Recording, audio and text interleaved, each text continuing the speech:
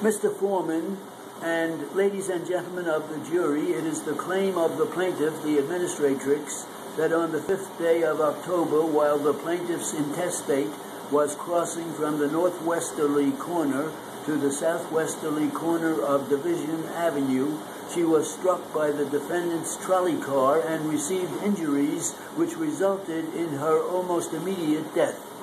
The plaintiff alleges that the car of the defendant at the time in question was operated in a careless and reckless manner at a high and improper rate of speed, that no warning of its approach was given, and that the brakes of the trolley car were insufficient and out of repair. Those are the allegations of the complaint. The defendant disclaims any liability, denies that its car was operated in a negligent manner, and claims that whatever injuries the decedent may have received were caused by reason of her failure to exercise due care and diligence, and were the result of her own negligence and carelessness. Each side has presented its testimony, and the questions of fact raised by them, you gentlemen, are now called upon to determine. The court directs you, before going any further into this charge, to disregard any appeal that may have been made to you by way of rousing your prejudice or instilling into your minds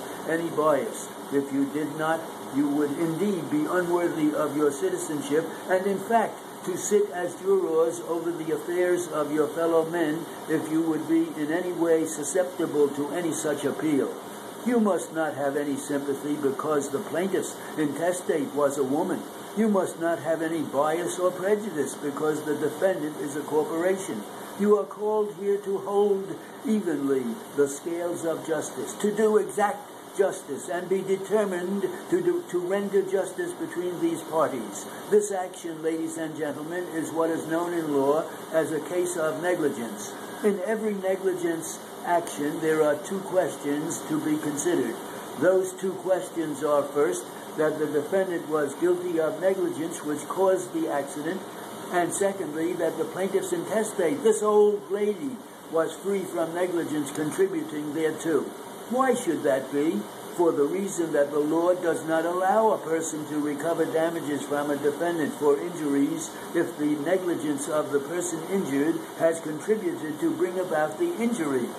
because one cannot recover under our law for injuries which he or she has been instrumental in bringing about, so that it does not make any difference how negligent the defendant may have been if the plaintiff's intestate was guilty of contributory negligence. Now, as a rule, ladies and gentlemen, in negligence cases, the burden of proof is on the plaintiff to establish both the defendant's negligence and her own freedom from contributory negligence. It is not so in this case, for the law provides that on the trial of an action to recover damages for an accident causing death, the contributory negligence of the person killed shall be a defense to be pleaded and proved by the defendant, so that in this case the burden in that respect is removed from the plaintiff and is placed on the defendant, who must prove contributory negligence on the part of the decedent.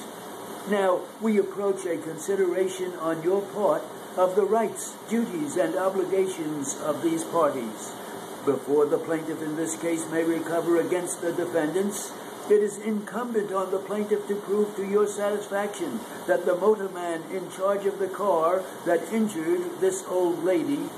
as the result of which injury she died, failed and neglected to exercise ordinary care and diligence in stopping the car in time to have avoided injury to her. And unless the plaintiff has shown by evidence that there was lack of ordinary care on the part of the motorman, then your verdict must be for the defendant. In other words, the plaintiff must show that the motorman, after he saw or by the exercise of ordinary care might have seen danger to her, was guilty of carelessness or negligence in failing and neglecting to stop the car in time to have avoided injury to the decedent. The obligation resting upon the defendant motorman was to exercise that degree of care which a person of ordinary prudence, exercising reasonable care, would use under similar circumstances. If you find that the motorman exercised such care, then the plaintiff in this case cannot recover, If you find the trolley car was operated at a high rate of speed, that is evidence of negligence, but this alone would not be sufficient to charge the defendant with liability. It is to be considered with all of the evidence in the case in determining whether the woman's injuries, as a result of which she died, were caused solely by defendant's negligence. If she in any way contributed, in any way participated by her conduct, by her lack of diligence or care, then you cannot find a verdict for the plaintiff. The motorman of a trolley car must be reasonable in looking out for his traffic and is liable for injuries inflicted on others if the danger is observed or might have been